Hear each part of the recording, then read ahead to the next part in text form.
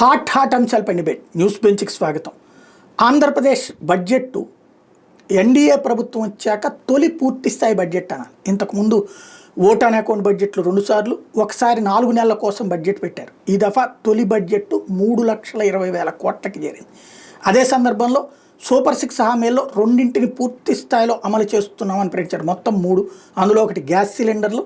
అదే సందర్భంలో ఇప్పుడు రైతులకు ఇచ్చేటటువంటి అన్నదాత సుఖీభావతో పాటుగా విద్యార్థులకి ఎంతమంది ఉంటే అంతమంది పిల్లలకి కూడా అమ్మ ఒడి బదులు తల్లికి వందనం ఇస్తామని చెప్పినటువంటి కోణంలో 15,000 రూపాయల చొప్పున ఇవ్వడానికి తగిన బడ్జెట్ కేటాయించామంటున్నారు. అదే సందర్భంలో ఇదంతా తప్పు లెక్కలు, పెన్షన్ల విషయంలోనూ 5,000 కోట్ల దాకా లోటు పెట్టారు.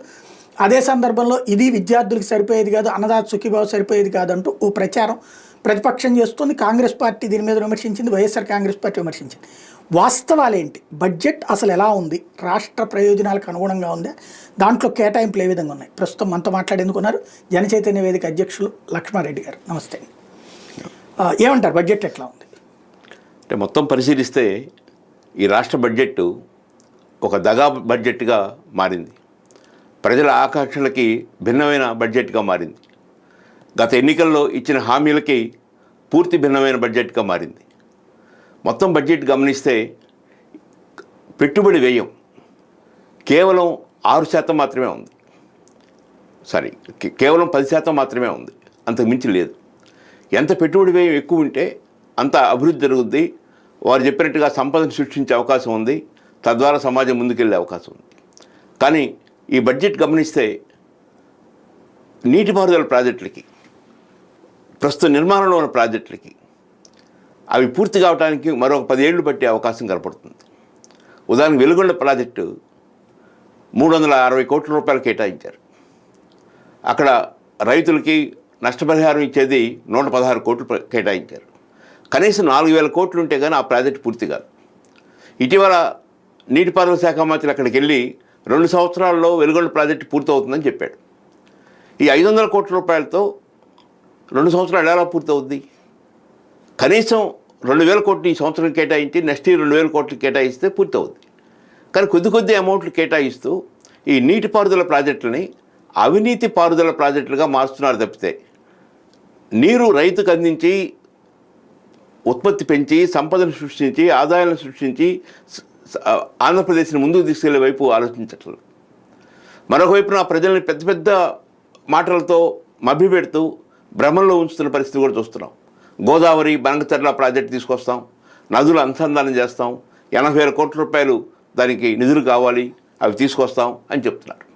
మరొకవైపు 4,000 కోట్లతో పూర్తయ్యే ప్రాజెక్టు 2-3 లక్షల ఎకరాలకు నీళ్ళు వచ్చేది, దాదాపు 5-6 లక్షల మందికి త్రాగునీరు లభించే చాలా కాలం నుంచి పెండింగ్లో ఉన్న ప్రాజెక్టు, అది పూర్తి చేయడానికి మాత్రం డబ్బులు ఉండవు. కానీ మరో కాళేశ్వరం ప్రాజెక్టు లాగా మార్చడానికి ఈ బనకచర్ల ప్రాజెక్టు మాత్రం ముందుకు తీసుకురావడానికి ప్రయత్నం చేస్తున్నారు. అదృష్టవశాత్తు ఈ బడ్జెట్లో కేటాయింపులు ఏమీ జరగలేదు. ఇంకా మిగతాయి తీసుకుంటే సూపర్ 6 అనేది విపరీతమైన ప్రచారం చేశారు. అంటే ఒకసారి సూపర్ 6కి వెళ్ళే ముందు ఇక్కడ ఈ సాధారణంగా ఇరిగేషన్ ప్రాజెక్టులు ఏంటంటే మనకి కన్జంప్షన్ బేసిస్ మీద ఉంటుంది. ఇప్పుడు కృష్ణ ఆధారితం వెలుగొండ ప్రాజెక్ట్ అంటే కృష్ణ నుంచి ఇప్పుడు నీళ్ళే మనకి తగ్గిపోయినాయి. ఇప్పుడు తెలంగాణ తీసేసుకుంటోంది, అది వాడుకుని వదిలేస్తే మిగిలినవి మాత్రం మనం తీసుకోవడానికి అవుతుంది. ఇదివరకు మనకి మిగులు జలాల ప్రాతిపదికన కట్టింది. వెలుగొండ ప్రాజెక్ట్ అయినా, లేకపోతే పులిచెంతల ప్రాజెక్ట్ అయినా, లేకపోతే మనం అనుకున్నటువంటి ప్రాజెక్టులన్నీ కూడా మిగులు జలాల మీద. ఇప్పుడు మిగులు జలాలు లేవు. మిగులు జలాల వాటాల గురించి అది పేచీ పెడుతుంది. పైగా ఉన్నటువంటి వాటర్లో శ్రీశైలం దగ్గర నుంచి ముందే లాగేసుకుంటున్నారు వాళ్ళు. అసలు శ్రీశైలం దగ్గర నిండితే మన పోతిరెడ్డిపాడుకి వచ్చేటటువంటి వాటరు రావట్లేదు. ఇప్పుడు అది కింద నుంచి తీయాలని చెప్పేసి అప్పట్లో పెట్టిన ప్రాజెక్టు అక్కడే ఆగిపోయింది. అక్కడే రాకపోతే ఇక్కడ ఇది రానప్పుడు ఇప్పుడు డబ్బులు ఖర్చు పెట్టేసి వెలుగొండ పెట్టి ప్రయోజనం ఏంటి? అందుకోసం దీన్ని తగ్గించి ఉండొచ్చు కదా. మనం గమనిస్తే మిగులు జలాలు లేకపోయినా వరద జలాలు 2 సంవత్సరాలకు వస్తారో 3 సంవత్సరాలకు వస్తారో వస్తూ ఉన్నాయి. ఆ వరద జలాలని ఈ మిగులు జలాల మీద నిర్మించబడిన ప్రాజెక్టులు నింపుకోగలిగితే, ఆ రిజర్వాయర్ నింపుకోగలిగితే, ఆ ప్రాజెక్టులు నింపుకోగలిగితే అవి కొంతమేరకైనా ఉపయోగపడుతుంది. అసలు ఏమాత్రం ఉపయోగం లేని పరిస్థితి కన్నా కొంతమేరకు ఉపయోగపడుతుంది. కానీ 300 కోట్లు 400 కోట్లు కేటాయిస్తే ఏమవుతుందంటే ఆ డబ్బులు అక్కడున్న జీతభత్యాలకి, దాని మెయింటెనెన్స్కి, ఆ కరెంటు బిల్లుకి వీటి సరిపోతుంది తప్పితే 1 ఇంచు కూడా ప్రాజెక్టు ముందుకు పోవడానికి అవకాశం ఉంటుందా.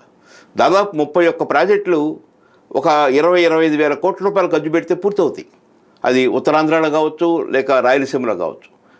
కొన్ని చోట్లయితే 100 కోట్లు, 1000 కోట్లు, 500 కోట్లు ఖర్చు పెడితే కూడా పూర్తయిన ప్రాజెక్టులు ఉన్నాయి, పూర్తి అయ్యే ప్రాజెక్టులు కూడా ఉన్నాయి. వాటి మీద శ్రద్ధ లేదు. అవి కేవలం ఇందాక నేను చెప్పినట్టుగా అవినీతి పారుదల ప్రాజెక్టులుగానే చూస్తున్నారు తప్పితే వాటిని పూర్తిగా అమలు జరిపి నీరు అందించి తద్వారా సంపద సృష్టిద్దామనే ఆలోచన లేదు. నిరంతరం ముఖ్యమంత్రి గారు చెప్తున్నారు సంపద సృష్టిస్తాను, ఆదాయాన్ని పెంచుతాను, తద్వారా సంక్షేమ పథకాలను ముందుకు తీసుకొస్తారని. కానీ సంపద సృష్టించే కార్యక్రమాల మీద శ్రద్ధ ఉండటం లేదు. అంటే పోర్టులు వీటి మీద పెట్టారు కదా, ఇది పోర్టులు లాంటి లాంగ్ స్టాండింగ్ ఫండింగ్ ఆదాయం వస్తుంటుంది కాబట్టి అవి సంపద సృష్టి కిందనే వస్తాయి కదా, మూలధన వ్యయం కింద లెక్కకు వస్తాయి. అంటే ఇప్పుడు పోర్టులు చెప్తున్నారు, బుల్లెట్ ట్రైన్లు చెప్తున్నారు, డ్రోన్లు చెప్తున్నారు, సీప్లైన్లు చెప్తున్నారు, అమరావతిని ప్రపంచంలో 5వ నగరంగా చేస్తారని చెప్తున్నాడు. ఇవన్నీ చాలా మభ్యపెట్టే ప్రాజెక్టులుగా కొనసాగుతున్నాయి. కానీ దానికి కావాల్సిన నిధులు, కావాల్సిన వనరులు, కావాల్సిన శ్రద్ధ లేదు. ఉదాహరణకు అమరావతి మీద ఈరోజు కనీసం 70-80 వేల కోట్లు ఖర్చు పెట్టడానికి సిద్ధమవుతున్నారు. ఎందుకు 40 అంతస్తులు 50 అంతస్తుల బిల్డింగులు? అమెరికాలో చూస్తే అమెరికాలో రాజధానులన్నీ చిన్న చిన్న బిల్డింగులో ఉంటాయి. 4 అంతస్తులు 5 అంతస్తుల బిల్డింగ్లో ఉంటాయి. 300-400 ఎకరాలకు మించి అక్కడ రాజధానులు ఉండవు. అంత అగ్రరాజ్యం, గొప్ప రాజ్యం.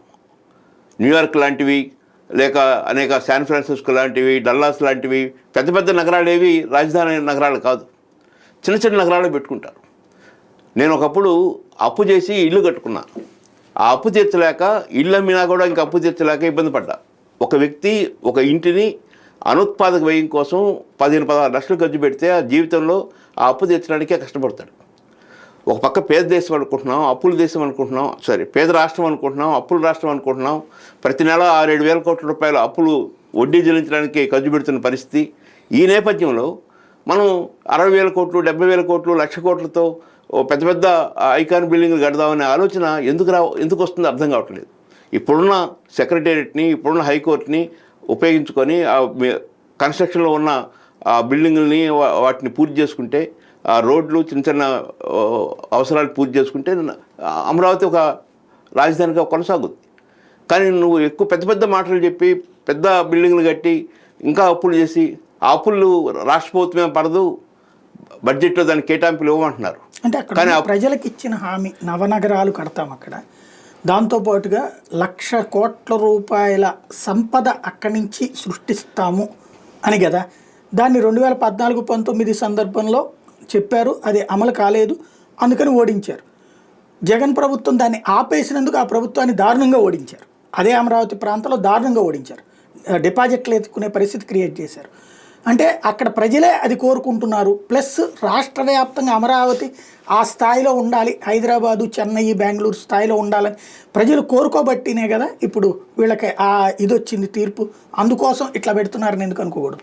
అంటే అమరావతి ఒక అంశం. ఎన్నికల్లో అమరావతిని 3 ముక్కలు చేసి 3 రాజధానులాగా ప్రకటించి అమరావతి అభివృద్ధికి ఏమాత్రం తోడ్పాటు ఇవ్వకపోవడం వలన జగన్ వైఫల్యం చెంది ప్రజలు వ్యతిరేకించారు. కానీ అమరావతిని కొనసాగించుంటే, ఒకే రాజధానిగా కొనసాగించుంటే, ఆ ఉన్న బిల్డింగ్స్ని పూర్తి చేసి ఉంటే, ఆ రోడ్లను పూర్తి చేసి ఉంటే వ్యతిరేకత వచ్చేది కాదు. కానీ ప్రజలు కూడా పెద్ద పెద్ద విపరీతంగా ఖర్చు పెట్టి పెద్ద నగరాన్ని చేయాలని అనుకోవట్లా. అక్కడున్న భూములు ఇచ్చిన వాళ్ళు అనుకోవచ్చు, ఆ రైతులు అనుకోవచ్చు, తద్వారా వాళ్ళ భూములకు విలువ పెరుగుద్దని. కానీ ఆంధ్ర రాష్ట్రంలో ఉన్న 5 కోట్ల మంది ప్రజలు ఉత్తరాంధ్ర, రాయలసీమ లాంటి, ప్రకాశం లాంటి వెనకబడిన ప్రాంతాలు అలా ఉంటే ఒక గొప్ప నగరాన్ని సృష్టించాలి, అది దానికే అంతా ఖర్చు పెట్టాలి, బడ్జెట్లో దానికే ఎక్కువ కేటాయించాలని ప్రజలు కోరుకోవట్లేదు. కానీ ముఖ్యమంత్రి ఏం చెప్తున్నారంటే ఈ డబ్బుని రాష్ట్ర ప్రజల మీద భారం పడినవను, అక్కడున్న భూములు అమ్మి తద్వారా ఆ అప్పులు తీరుస్తానని చెప్తున్నాడు. కానీ ఆచరణలో ఏం జరుగుద్ది? ఆచరణలో భూములకు విలువ పెరగకపోతే 50,000 ఎకరాల భూమి విలువ పెరగాలంటే ఎంత వర్క్ జరిగితే పెరుగుద్ది? ఎన్ని పరిశ్రమలు రావాలి? ఎంత ఐటీ రావాలి? ఈరోజు హైదరాబాద్ నగరం అభివృద్ధి అయిందంటే ప్రతిరోజు 1000 ఉద్యోగాలు వస్తున్నాయి. ఒక్కొక్క ఉద్యోగానికి సగటున 50,000 రూపాయల కన్నా పైన జీతం వస్తుంది. అలాంటి అవకాశం ఉన్నప్పుడు ఆ నగరం అభివృద్ధి చెందుతూ ఉంది. ఇక్కడ పరిస్థితి ఏంటి? ఇక్కడ 100 మందికి కూడా ఉద్యోగం రాని పరిస్థితి ఉంది, ఉన్న వాళ్ళకి ఉపాధి దొరకని పరిస్థితి ఉంది. ప్రపంచంలో 5వ నగరంగా మారుస్తారని చెప్తున్నారు. కానీ ఇండియాలోనే 5,000 నగరాల్లో కూడా లేదు అమరావతి ఈరోజు. అంటే ఎక్కువ భ్రమను కల్పించొద్దని, మనకున్న స్థితిని బట్టి, మనకున్న ఆర్థిక పరిస్థితిని బట్టి మన రాజధాని కానీ మన ఇల్లు కానీ ఉండాలని నేను కోరుకుంటున్నాను. అంటే చెట్టు ముందా విత్తు ముందా గుడ్డు ముందా కోడి ముందా లాంటిది.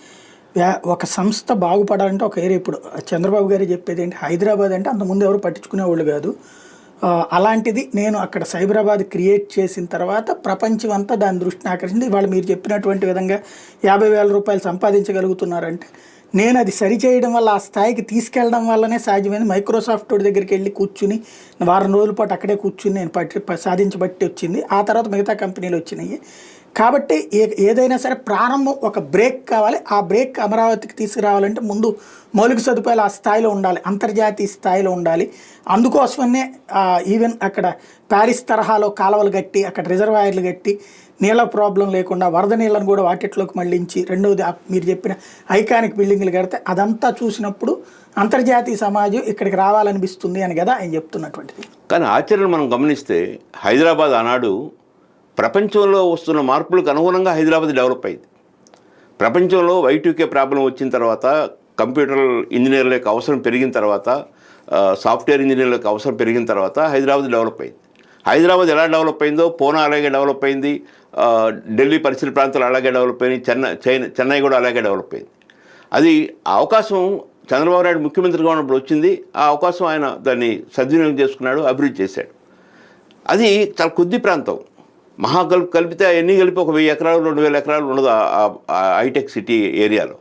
కానీ ఈరోజు 55,000 ఎకరాలు తీసుకొని వాటిని అభివృద్ధి చేయాలని అనుకుంటే ఆ 55,000 ఎకరాల్లో అభివృద్ధి కోసమే కనీసం ఎకరాకి ₹1,00,00,000 ఖర్చు పెట్టాలి. అంటే 55,000 కోట్లు ఖర్చు పెడితే కానీ అండర్గ్రౌండ్ డ్రైనేజ్ కానీ, మంచి రోడ్లు కానీ, ఇన్ఫ్రాస్ట్రక్చర్ వచ్చే అవకాశం లేదు.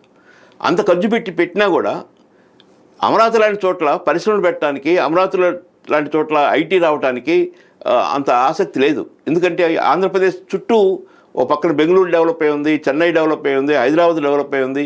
హైదరాబాద్లో ఈ రోజు కూడా ₹1,00,00,000కి ₹2,00,00,000కి ల్యాండ్ దొరికే అవకాశాలు విస్తృతంగా ఉన్నాయి. హైదరాబాద్కి ఒక 25-30 కిలోమీటర్ దూరంగా వెళ్తే నీకు హైవేస్ దగ్గరలోనే ల్యాండ్ అందుబాటులో ఉంటుంది. ఇక్కడ పరిస్థితి ఏంటి? ఇక్కడ కనీసం 5 కోట్ల నుంచి 10 కోట్లు ఖర్చు పెడితే కానీ ల్యాండ్ దొరకని పరిస్థితి ఉంది. ఈ నేపథ్యంలో అమరావతి ఒక మహానగరంగా, ఎక్కువ మందికి ఉపాధి కల్పించే నగరంగా వచ్చే అవకాశం మాత్రం భవిష్యత్తులో లేదు. దానికోసం ప్రజల్ని నమ్మించితే మళ్ళీ 5 సంవత్సరాలు గడుస్తుంది, కానీ అది అలాగే ఉండే పరిస్థితి ఉంటుంది. లాస్ట్ టైం మనం చూసాము రాజధాని విషయంలో సింగపూర్ మోడల్ అని, జర్మనీ మోడల్ అని, లండన్ మోడల్ అని, చివరికి రాజమౌళి దాకా తీసుకొచ్చి రాజమౌళి ఆర్కిటెక్చర్ అని చెప్పిన పరిస్థితి, అలా కాలం గడిపిన పరిస్థితి చూస్తున్నాం. రైట్. ఇక బడ్జెట్లో ప్రధానంగా విద్యకి సంబంధించి అమ్మ ఒడికి ప్లేస్లో తల్లికి వందనం అన్నటువంటి తీసుకొస్తున్నారు. ఎంతమంది పిల్లలు ఉంటే అంతమందికి అన్నారు. ఇప్పుడు అది అమలు చేసేసినట్టే, ఇక ప్రాబ్లమే లేదు, ఎంతమంది ఉంటే అంతమందికి ఇస్తున్నాం అంటున్నారు. ఇప్పుడు 2024-25లో బడ్జెట్లో కేటాయించాడు. అప్పుడు కూడా చెప్పాడు తప్పకుండా ఇస్తాను, ఇచ్చిన హామీ ప్రకారం అని. కానీ ₹1 ఇవ్వలేదు, ఒక పైసా ఇవ్వలేదు. ఇప్పుడు మళ్ళీ 2025-26లో అమౌంట్ కేటాయిస్తున్నాడు. ఉందేమో సుమారు 83 లక్షల మంది ఉన్నారు విద్యార్థులు. ఈ 83 లక్షల మందికి గత సంవత్సరం ఇవ్వని అమౌంట్, ఇప్పుడు ఈ సంవత్సరం ఇచ్చే అమౌంట్ రెండు కలుపుకుంటే వచ్చే టోటల్ అమౌంట్లో చూస్తే 60% కేటాయించారు. అంటే అర్థం లాస్ట్ ఇయర్ ఇవ్వాల్సింది ఇక వదులుకున్నట్టే. ఈ సంవత్సరం ఇవ్వాల్సిన దాంట్లో కూడా 83 లక్షల మంది విద్యార్థులందరికీ ఇచ్చే అవకాశం కూడా కనపడదు. కనీసం కొంతమందినైనా ఏదో ఒక పేరుతో తగ్గించే అవకాశం ఉంది. కానీ ఎన్నికల ముందు ఎంత స్పష్టంగా చెప్పాడంటే, ఒక్కొక్క ఇంటికి వెళ్ళి అమ్మ నీకు 15,000, నీకు 15,000, నీకు 15,000, అమ్మమ్మ నీకు 18,000, ఇట్లా చాలా నమ్మకాన్ని కలిగించాడు. అంటే గ్యారంటీగా చేస్తాడు. చంద్రబాబు నాయుడు సంపద సృష్టిస్తాడు, ఆదాయాన్ని పెంచుతాడు, ఈ సంక్షేమ కార్యక్రమాన్ని బాగా చేస్తాడని ఒక నమ్మకం కలిగించాడు. ఆ నమ్మకంలో తల్లికి వందనం అనేది ఒక ప్రధానమైంది. కానీ ఆచరణలో అది సాధ్యం అవుద్దని నేను అనుకోవటం లేదు. గత బడ్జెట్స్ అన్ని మనం పరిశీలిస్తే బడ్జెట్లో ఉన్న అలొకేషన్స్కి, కేటాయింపులకి, వాస్తవంగా జరిగిన వ్యయానికి చూస్తే చాలా తేడా కనపడుతుంది. అందుకనే ఇప్పుడు బడ్జెట్ అంటే ఎవరు అంత ఆసక్తి చూపేయటంలా. ఒకప్పుడు బడ్జెట్ అంటే అందరూ టీవీలకు ఎదురుగా కూర్చొని ఆ బడ్జెట్ ప్రభావం నా కుటుంబం మీద ఏం పడుతుంది, సమాజం మీద ఏం పడుతుందని ఆలోచించేవాళ్ళు, చర్చించేవాళ్ళు. అటు యూనియన్ బడ్జెట్ కానీ, ఇటు స్టేట్ బడ్జెట్ కానీ ఎక్కువ మంది ఆసక్తి చూపడానికి కారణం ఏంటంటే బడ్జెట్లో చూపించే కేటాయింపులకి, ఆచరణలో పెట్టే వ్యయానికి చాలా తేడా ఉంది. అంటే ఇక్కడ 84 లక్షల మంది టోటల్గా ఉన్నారు స్టూడెంట్స్. ఇందులో మధ్యతరగతి, ఎగువ మధ్యతరగతి పక్కన పెడితే వాళ్ళు దాదాపుగా ఒక 14-15 లక్షలు ఉంటారు. ఇంకా 70 లక్షల మందే ఉంటారు. 70 లక్షల మందికి తలా 1500 అయితే కనుక వీళ్ళు చెప్పిన 15,000 అయితే తలా ఇది దాదాపుగా సరిపోతుంది. 9,500 కోట్లు దాకా కేటాయించారు. సరే, గతంది అయితే వదిలేసేయడమే, లాస్ట్ ఇయర్ అయితే మీరు చెప్పినట్టుగానే ఈ ట్రిప్కి అయితే సరిపోతుందని చెప్తున్నారు. కేటాయించిన అమౌంట్ సరిపోద్ది, కానీ ఆ అమౌంట్ ఖర్చు పెడతాడా అనేది పరిశీలిస్తే లాస్ట్ ఇయర్ కేటాయించాడు కానీ ఖర్చు పెట్టలా. కేటాయించినప్పుడు ఖర్చు పెడతానని చెప్పాడు కానీ కేటాయించలా. ఈ సంవత్సరం కూడా ఏం జరుగుతుందో చూడాలి. రైట్. మరొకటి ఇది రైతులకు ఇస్తానన్నటువంటి 20,000 రూపాయలకి సంబంధించి దాదాపు 44 లక్షల మంది దాకా రైతులు ఉన్నారు. 51 లక్షలు అయితే ఓకే, మీరు చెప్పాలి. అది వాళ్ళు చెప్తుంది 44 లక్షల దాకా ఉన్నారు రైతులు. వాళ్ళకి కేంద్రం ఇచ్చే 6,000 పోను మిగతా 14,000 లెక్కల చొప్పున ఇస్తామని చెప్తున్నారు. అది 3 దశల్లో ఇస్తామని చెప్తున్నారు. అందుకోసం ఇప్పుడు బడ్జెట్ కేటాయించారు. దీంతో ఇక సార్ట్అవుట్ అయిపోయినట్టు అనుకోవచ్చా? అంటే ఇది కూడా ఆ సూపర్ 6లో పాంప్లెట్ కానీ మనం చూస్తే, ఆ కరపత్రంలో చూస్తే రాష్ట్ర ప్రభుత్వం రైతుకి 20,000 రూపాయలు చొప్పున ఇస్తారని చెప్పి ప్రకటించాడు. కానీ అందులో 6,000 రూపాయలు కేంద్ర ప్రభుత్వం ఇస్తుందని, మిగతా 14,000 రాష్ట్ర ప్రభుత్వం ఇస్తుందని అటు విడివిడిగా చెప్పలేదు. ఈ ప్రభుత్వం 20,000 రూపాయలు ఇస్తుందని చెప్పాడు. కానీ కేంద్ర ప్రభుత్వం ఇప్పుడు 6,000 ఇస్తుంది, కొంచెం పెంచే అవకాశం కూడా ఉంది. రెండోది, ఇదే పథకాన్ని 2024-25లో కూడా కొంత అమౌంట్ కేటాయించాడు కానీ అమలు చేయలేదు. ఇప్పుడు కూడా అమలు చేసేదాకా మనం ఎదురు చూడాల్సిన అవసరం ఉంది. రైట్. మరొకటి, ఈ సూపర్ 6లో ఉన్నటువంటి మీరు చెప్పినటువంటి వాటిలోనే మిగతా 3 నిరుద్యోగ భృతి కావచ్చు, లేదంటే కనుక మహిళలకి ఇస్తానన్న 1,500 రూపాయలు కావచ్చు, అట్లాగే ఉచిత బస్సు కావచ్చు. ఈ 3 సూపర్ 6లో ఉన్న మిగతా 3 అవి ఆచరణలోకి ఏం పెట్టలేదు. అది భవిష్యత్తులో పెడతారనుకుంటున్నారు. ఇప్పుడు ఎన్నికల ప్రచారంలో సూపర్ 6లో స్పష్టంగా ఏం చెప్పారంటే ప్రతి మహిళకి 1,500 రూపాయలండి. పేద మహిళకని కానీ, దళిత మహిళకని కానీ అట్లాంటి ఏమీ స్పష్టం చేయలేదు. ప్రతి మహిళకి 1,500 అంటే సుమారు 2 కోట్ల పైగా మహిళలు ఈ రాష్ట్రంలో ఉన్నారు. 2 కోట్ల మందికి 1,500 రూపాయలు చొప్పున ఇవ్వాలంటే 30,000 కోట్లు కేటాయించాలి. ఆ పరిస్థితి లేదు. నాకు తెలిసి ఈ పథకం మాత్రం ఎలాంటి పరిస్థితుల్లో అమలు చేయలేడు. అది అలాగే కాలక్షేపం చేసే అవకాశం ఉంది. మరొకటి, ప్రతి నిరుద్యోగికి 3,000 భృతి అన్నారు, లేదా 20 లక్షల మందికి ఉపాధి కల్పిస్తానన్నాడు. 20 లక్షల మందికి ఉపాధి కాదు కదా. ఈ 10 నెలల్లో మనం చూస్తే అటు వాలంటీర్ల పేరుతో కానీ ఇంకా రకరకాల పేర్లతో కనీసం 2 లక్షల మందిని ఉపాధి నుంచి బయటికి పంపించిన పరిస్థితి చూస్తున్నాం. వాలంటీర్కి ఏం చెప్పారు? మీకు ఇచ్చేది 5,000 రూపాయలు, నేను అధికారంలోకి వస్తే 10,000 ఇస్తానని చెప్పాడు. అంత నమ్మక ద్రోహం చేయాల్సిన అవసరం లేదు. వాలంటీర్ వ్యవస్థ మంచిది కాదు, దీనివల్ల పెద్ద ఉపయోగం లేదు, ప్రజల ధనం వృధా అవుతుంది, నేను తీసేస్తానని చెప్పాలి. అంత ధైర్యం చేయకపోయినా కనీసం మౌనంగానే ఉండాలి. దానికి భిన్నంగా మీకు 5,000 ఇస్తున్నాడు, మిమ్మల్ని దోపిడీ చేస్తున్నాడు, నేను అధికారంలోకి వస్తే మీకు 10,000 ఇస్తానని స్పష్టంగా చెప్పాడు. కానీ అది అమలు చేయటం లేదు. చేయకపోగా వాళ్ళని తీసేయటం కూడా జరిగిపోయింది. ఈ నిరుద్యోగ భృతి కూడా అంతే. 3,000 రూపాయలు ఇస్తే ఒక వ్యక్తికి ఎంతమంది ఉన్నారు? నాకు తెలిసి కనీసం ఒక 50 లక్షల మంది ఈజీగా ఉంటారు ఈ రాష్ట్రంలో. అంటే చిన్న చిన్న పనులు చేసుకుంటారు, కానీ వాళ్ళకి కావాల్సిన ఉపాధి లభించే, ఆ స్థాయి ఉపాధి లభించే వాళ్ళు లేకపోవచ్చు. అలాంటి పరిస్థితుల్లో నీకు 3,000 ఇంటూ 50 లక్షలు వేసుకున్నా 15,000 కోట్లు కావాలి సంవత్సరానికి. అది ఇచ్చే పరిస్థితి ఈ రాష్ట్రానికి లేదు. ఒక పక్కేమో అప్పులు విపరీతంగా పెరిగినాయి, వడ్డీ ప్రతి నెల 6,000-7,000 కోట్లు ఖర్చు పెడుతున్నాం అని చెప్తూ ఉన్నాడు. గత ప్రభుత్వాల యొక్క వైఫల్యాలని, గత ప్రభుత్వాల యొక్క తప్పుల్ని ఎత్తి చూపిస్తున్నాడు. కానీ ఈ 10 నెలల్లో 1,00,000 కోట్లు అప్పు చేశారు. ఈ 10 నెలల్లో ఈ రాష్ట్ర ప్రభుత్వం చేసిన అప్పు 1,00,000 కోట్ల రూపాయలు. గతంలో అప్పులు చేస్తే ప్రతి మంగళవారం, బుధవారం దాదాపు చాలా పేపర్లో, మీడియాల్లో 4,000 కోట్ల అప్పు తీసుకున్నాడు, 5,000 కోట్ల అప్పు తీసుకున్నాడని విపరీతంగా ప్రచారం చేసేవాళ్ళు. కానీ 1,00,000 కోట్ల అప్పు చేసిన ప్రచారం మాత్రం మీడియాలో చాలా తక్కువ కనపడుతుంది. గతంలో ఎప్పుడు 10 నెలల్లో 1,00,000 కోట్ల అప్పు చేసిన సందర్భం లేదు. ఒక పక్కన సంపద సృష్టిస్తా అని చెప్తూ, ఆదాయం పెంచుకుంటా అని చెప్తూ, ఆ సంపద ఆదాయం పెరగకపోగా అప్పులు మాత్రం పెరుగుతున్న పరిస్థితిని చూస్తున్నాం.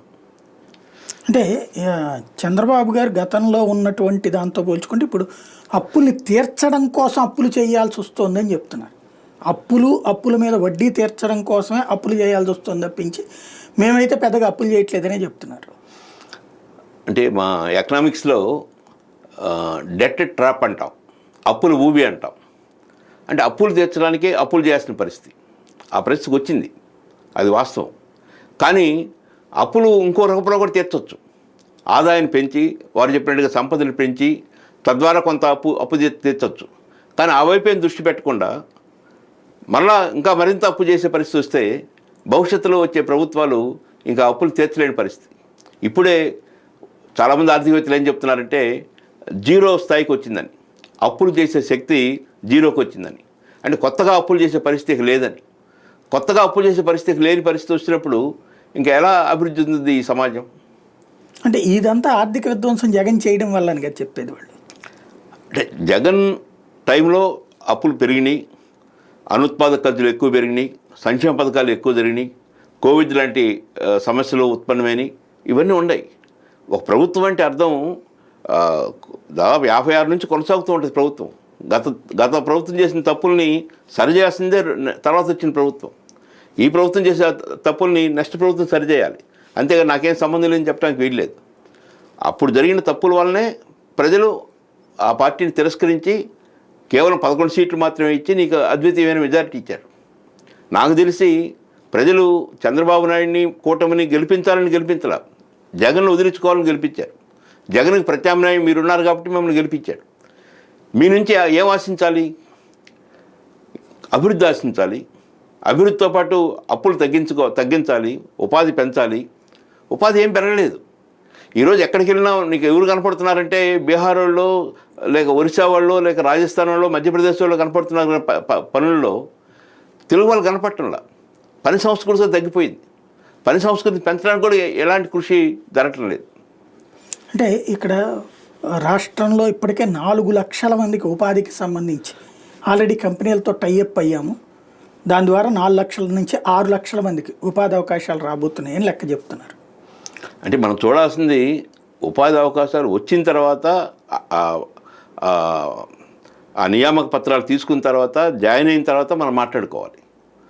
గతంలో ఇలాగే చెప్పాం, 20 లక్షల కోట్లు పెట్టుబడులు వస్తున్నాయి, 10 లక్షల కోట్లు పెట్టుబడులు వస్తున్నాయి, దీని ద్వారా ఇంతమందికి ఉపాధి లభిస్తుందని. కానీ ఆచరణలో జరగలే ఆనాడు కూడా. ఇప్పుడు కూడా నిన్న లోకేష్ గారు కూడా చెప్తున్నారు, నేను 4 లక్షల మందికి ఉపాధి లభిస్తుందని చెప్పాను కానీ లభించిందని చెప్పలేదని. రెండు అక్షరాల్లో చాలా తేడా ఉంటుంది. లభిస్తుంది, ఆ ఆశాభావాన్ని వ్యక్తం చేయటం వేరు, అది అమలు జరగటం వేరు. రైట్. ఇవాళ బడ్జెట్కి సంబంధించి మిగతాది విద్యుత్ రంగానికి సంబంధించిన సబ్సిడీలు దాదాపుగా 13,000 కోట్ల రూపాయల వరకు విద్యుత్ రంగానికి కేటాయించారు. మొన్నటిదాకా కరెంటు ఛార్జీలు పెరిగినాయి అన్నటువంటి వాదన, అది అంతకుముందు జగన్ వలన పెరగడం తప్పించింది. ఇప్పుడు ఈ బడ్జెట్తో కరెంటు ఛార్జీలు పెరగవని మనం ధైర్యంగా ఉండొచ్చా?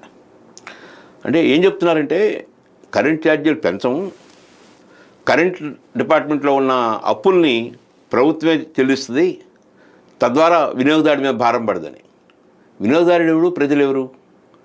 ఆంధ్రప్రదేశ్లో ప్రతి వ్యక్తి వినియోగదారుడే, అతనే ప్రజల్లో భాగం. అంటే ఒక రూపంలో వసూలు చేయకుండా ఇంకో రూపంలో ప్రజలు కట్టే పన్నుల రూపంలో వచ్చిన డబ్బునే ఖర్చు పెట్టేస్తున్నారు.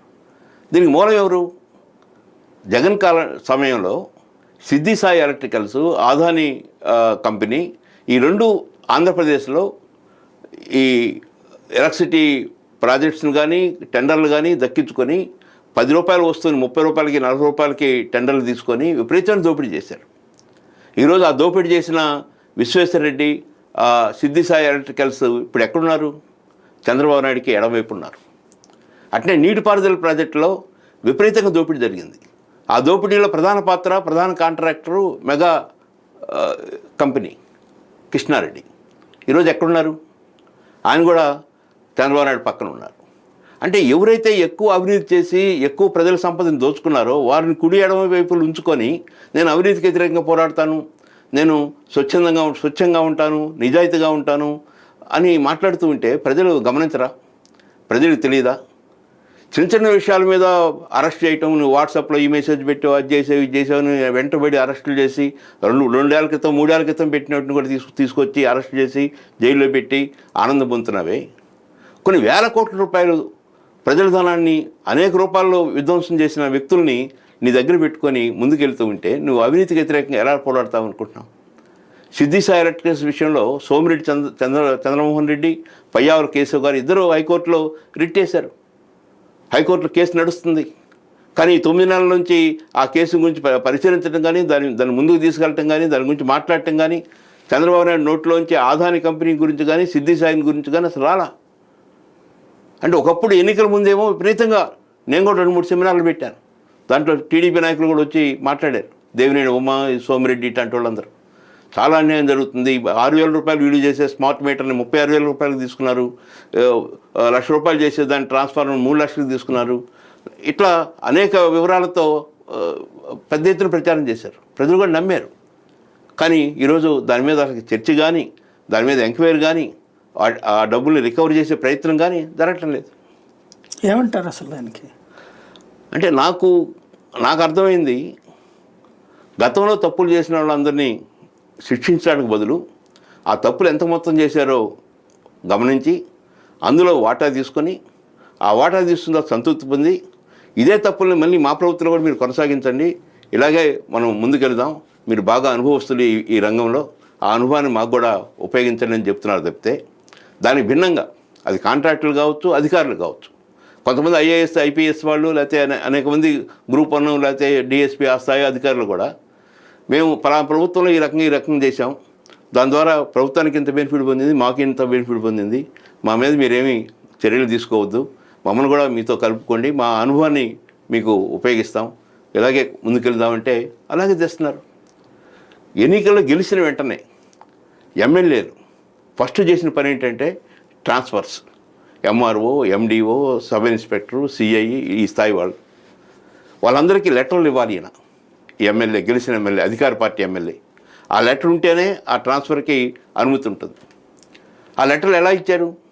5 లక్షల నుంచి 10 లక్షలు, 15 లక్షలు, 20 లక్షలు తీసుకొని లెటర్లు ఇచ్చారు. అంటే ఎన్నికల్లో గెలిచిన తర్వాత మేము 30 కోట్లు ఖర్చు పెట్టాము, 40 కోట్లు ఖర్చు పెట్టామని చెప్పి ఆ డబ్బులో కొంత భాగాన్ని ఈ ట్రాన్స్ఫర్ ద్వారా ఫస్ట్ పొందారు.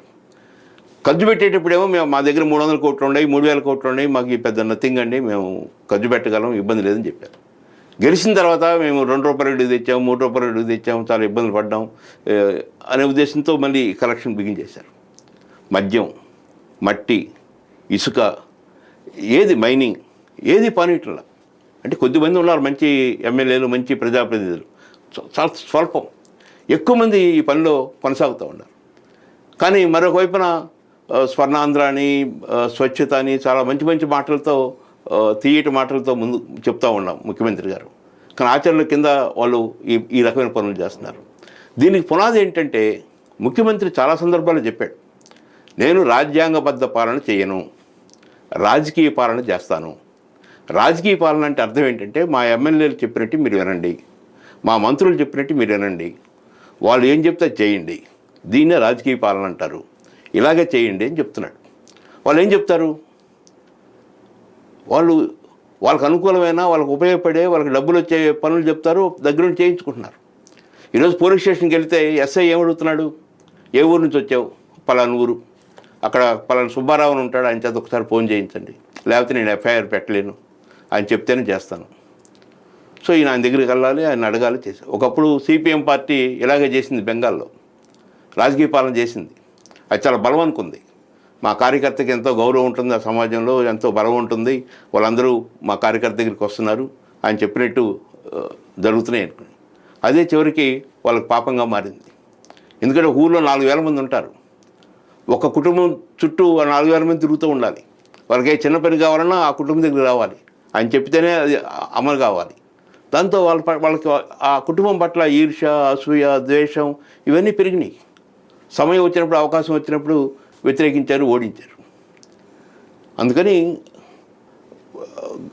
పొలిటికల్ గవర్నెన్స్ కాదు కావాల్సింది, కాన్స్టిట్యూషనల్ గవర్నెన్స్ కావాలి, రాజ్యాంగబద్ధ పాలన ఉండాలి. అప్పుడు వ్యవస్థలు బాగుంటాయి. ఆ ఎస్ఐ కానీ, సిఐ కానీ, లేకపోతే ఎంఆర్ఓ కానీ చట్ట ప్రకారం పనులు చేయడానికి సిద్ధం అవుతారు. నాకు ఒక కలెక్టర్ గారు చెప్పారు ఓ సందర్భంలో, ఇంతకుముందు కలెక్టర్ నుంచి ఎంఆర్ఓకి ఫోన్ వస్తుందంటే ఎంఆర్ఓ చాలా భయపడేవాడంట. కలెక్టర్ చెప్తే వెంటనే చేసేవాడంట ఆ పని. కానీ ఇప్పుడు కలెక్టర్ నుంచి ఫోన్ వస్తే ఎంఆర్ఓ ఏం సమాధానం చెప్తున్నాడంటే, లేదు సార్, మన లోకల్ ఎమ్మెల్యే చాలా పట్టుబడుతున్నాడు, ఆయన ఇలా చేయమంటున్నాడు, సరే అలాగే చెయ్యి అని సమాధానం చెప్పే పరిస్థితి. ఒకప్పుడు కలెక్టర్ని కలవాలంటే ఒక మంత్రి కలెక్టర్ గారి పిఏకి ఫోన్ చేసి అపాయింట్మెంట్ తీసుకొని వెయిటింగ్ హాల్లో వెయిట్ చేసి అప్పుడు కలెక్టర్ని కలిసేవాడు. ఇప్పుడు పరిస్థితి ఎలా ఉంది? ఒక మంత్రి యొక్క పిఏ కలెక్టర్కి ఫోన్ చేసి మంత్రి గారు పలానా గెస్ట్ హౌస్కి వస్తున్నాడు, పలానా ఫైల్ పట్టుకొని అరగంటలో వచ్చేయని చెప్తున్నాడు. ఆయన పరిగెత్తుకుంటూ ఫైల్ తీసుకొని సంకలో పెట్టుకొని వచ్చి నుంచుంటున్నాడు అక్కడ. అంటే ఆ రెవెన్యూ వ్యవస్థకి, ఆ కలెక్టర్ వ్యవస్థకి ఎంత అవమానం జరుగుతూ ఉంది, ఎంత విచ్ఛిన్నమైపోయింది, ఎంత బలహీనమైపోయింది. కలెక్టర్కి ఉండాల్సిన గౌరవం ఈరోజు ఏ స్థాయికి వచ్చింది? దీనికి కారణం ఈ ప్రభుత్వాలు రాజకీయ పాలన చేయాలని కోరుకోవటమే.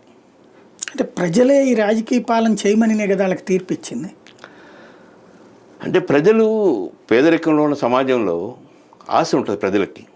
ఆ ఆశ ఏంటి? ప్రభుత్వం ఎక్కువ సంక్షేమ పథకాలు ఇస్తుందేమో, మాకు ఉపాధి ఇస్తుంది, మంచి విద్య ఇస్తుంది, వైద్యం ఇస్తుంది, ఇతర పథకాలు వస్తాయి, కుటుంబం ముందుకెళ్ళొద్దనే ఒక ఆశతో వేశారు. కానీ ప్రజలు అంత లోతుగా ఆలోచించి ఇవన్నీ చూస్తే ఇలాంటి పాలన కావాలని కోరుకోరు. అదే కలెక్టరు మంచి పనులు చేస్తూ ఉంటే, అదే ఎస్పీ మంచి పనులు చేస్తూ ఉంటే, అదే ఎస్ఐ మంచి పనులు చేస్తూ ఉంటే ఆ పాలన కావాలని కోరుకుంటారు. కానీ ఆ స్థానికంగా ఉన్న ఒక రాజకీయ నేత ఒక బ్రోకర్లాగా వ్యవహరించేవాడు, ఒక కరప్టెడ్గా ఉండేవాడు, వాడి చుట్టూ తిరగడానికి అంత ఇష్టపడరు. ఫైనల్గా ఒకటి చెప్పండి, ఈ బడ్జెట్ ఇవాళ ప్రజలకి ఈ రాష్ట్ర ప్రజలు ఈ ఏడాది గుండె మీద చేసుకుని పడుకునే బడ్జెట్ అనుకోవచ్చా? అంటే గతంలో జగన్ కాలంలో ముఖ్యంగా పేద ప్రజలు ప్రతి నెల ఏదో ఒక స్కీమ్ వచ్చేది. అది అమ్మఒడి కావచ్చు, లేకపోతే వృద్ధాప్య పెన్షన్ కావచ్చు, వికలాంగులది కావచ్చు, లేక రకరకాల పేర్లతో వస్తున్న స్కీమ్స్లో ఏదో ఒక స్కీము నెలకో 2 నెలలకు ఒకటి వచ్చేది. కొంత వాళ్ళు ఆ ధైర్యంతో ముందుకెళ్ళేవాళ్ళు. ఈరోజు పేదవాళ్ళలో చాలా వ్యతిరేకత వచ్చింది. కారణం ఏంటంటే 1వ తేదీ పెన్షన్ తప్ప ఇంకా ఏది అమలు కాని పరిస్థితి ఉండటంతో వాళ్ళు ఒక రకమైన నిరుత్సాహం, నిర్లిప్త ఉన్న పరిస్థితి వాస్తవం. రైట్. అంటే ఈ బడ్జెట్ తర్వాత ఈ సెట్ అవుతుంది. అంటే ఈ బడ్జెట్లో కూడా అలాంటి ఆశావాహిక వాతావరణం లేదు. ఉదాహరణకి ఇరిగేషన్ ప్రాజెక్టులు 40 సంవత్సరాల నుంచి ఆంధ్రప్రదేశ్లో కొనసాగుతూనే ఉన్నాయి. 40 సంవత్సరాల క్రితం ప్రారంభించిన ఏ ఒక్క ప్రాజెక్టు కూడా ఈ రోజుకి కూడా పూర్తి కాల. ఉదాహరణ తెలుగు గంగ లాంటి ప్రాజెక్టు కూడా ఎంతో కొంత అసంపూర్తిగానే ఉంది. ఒక నాగార్జున సాగర్, తుంగభద్ర, శ్రీశైలం ప్రాజెక్టులు మినహా మిగతా అన్ని ప్రాజెక్టులు అట్నే ఉన్నాయి. అంటే రైతుకి ధైర్యం ఎక్కడి నుంచి వస్తుంది? నీటిపారుదల ప్రాజెక్టులో నీరు వచ్చి వ్యవసాయంలో మార్పు వస్తుందని. అదేవిధంగా గిట్టుబాటు ధర గురించి ఎక్కడ అవకాశం లేదు. ఈ బడ్జెట్లో కూడా కేవలం 300 కోట్లు కేటాయించారు. గతంలో జగన్మోహన్ రెడ్డి 3000 కోట్లు కేటాయించాడు. అయినా ఆయన పూర్తిగా అది కూడా అమలు చేయలేదు. వీళ్ళు 300 కోట్లతో ఏం అమలు చేయగలుగుతారు? ఈరోజు మిర్చి ధర అంత విపరీతంగా పడిపోతే ప్రభుత్వం ముందుకొచ్చి అది కొనడానికి ప్రయత్నం చేయటంలా. టొబాకోలో కూడా ఒకప్పుడు రైతులు అలా ఉండేవాళ్ళు. టొబాకో బోర్డు వచ్చిన తర్వాత చాలా వరకు ఈ మిడిల్ మ్యాను, ఈ లోపాలన్నీ పరిష్కారం అయినాయి. అట్నే మిర్చి కూడా ఒక బోర్డు ఏర్పాటు చేయగలిగితే ఆ ప్రయత్నం మిర్చి రైతు ఆనందపడతాడు. కానీ అలాంటి ప్రయత్నాలు ఈ బడ్జెట్లో ఎక్కడ కనపడటంలా. 300 కోట్ల ధరల స్థిరీకరణ నిధి అంటే ఏ రకంగా గిట్టుబాటు ధర ఇవ్వగలుగుతుంది ప్రభుత్వం? థ్యాంక్ యూ వెరీ మచ్ అండి. ఇది పరిస్థితి. బడ్జెట్ అయితే అమల్లోకి వచ్చేసినట్టే. ఇక ఈ ఏడాది అది ఆటోమేటిక్గా ఆమోదం పొందుతుంది. ఎందుకంటే ఎట్లా ప్రతిపక్షమే లేదు కాబట్టి, 11 మంది కూడా అటెండ్ కావట్లేదు కాబట్టి ఏకగ్రీవ ఆమోదం పొందినట్టు అవుతుంది. కాకపోతే దాంట్లో ఉన్న ప్రయోజనాలు, నష్టాలు ఎవరి వాదన వాళ్ళకు ఉంటుంది. ప్రభుత్వమేమో అద్భుతంగా ఉంది. అలాగే కూటమిలో ఉన్నటువంటి పార్టీలన్నీ కూడా రాష్ట్ర ప్రజల యొక్క కష్టాలు తీర్చే బడ్జెట్, సంక్షోభాల నుండి రాష్ట్రాన్ని బయటపడేసే బడ్జెట్ అంటున్నారు. అదే సందర్భంలో ఇది ప్రజల్ని సంక్షోభంలోకి నెట్టే బడ్జెట్ అన్నది విపక్షం విమర్శిస్తుంది. ఏది నిజం అన్నటువంటిది రాబోయే ఏడాదిలోపు తేలుతుంది.